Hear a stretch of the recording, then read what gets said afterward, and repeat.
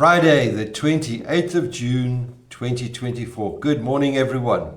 This morning's devotional is a reading from Job chapter 5, reading verse 2, and it reads, "Resentment kills a fool, and envy slays the simple."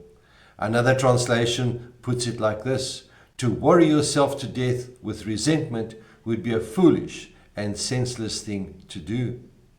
If you hold on to resentment, it'll always hurt you more than anyone else. Resentment is counterproductive, self-destructive, and does not make any sense at all. If anyone had a good reason to be resentful, it was Job. He was a godly man. He had everything he wanted: wealth, fame, and a great family. And one day, he lost it all. Enemy nations killed his livestock. All of his children were killed. He got a terrible disease. He literally lost everything he had.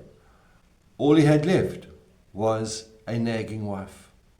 Then his friends came along and said to him, "Job, but it's all your fault." Although Job had every reason to be resentful, he says that resentment is a bad idea. You see, Job was a wise man, and he knew he didn't have time to be resentful. He knew it was foolish, senseless, and illogical. If you think back on your own experiences in your life, you will probably agree with that. We can do silly things when we're caught up in resentment. We'll say things like, "I'll get him back. I'll make sure he pays."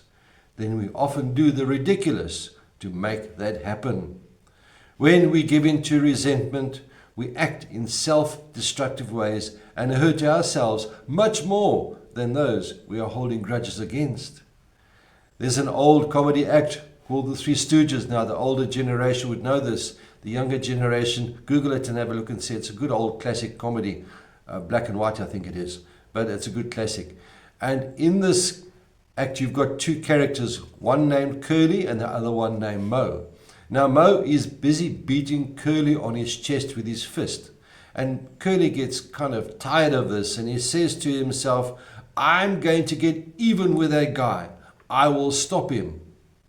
So, what does he do? He takes a stick of dynamite, sticks it to his chest, and he says, "Next time he hits me, I'm going to blow his hand off." Well, we all know how that would end. And that's what happens when we are resentful. We do really dumb things to try to get even with people. Worse yet, resentment isn't even helpful. It makes us miserable in the process, and it never ends with us getting what we want. My dear friends, don't hold on to your resentment.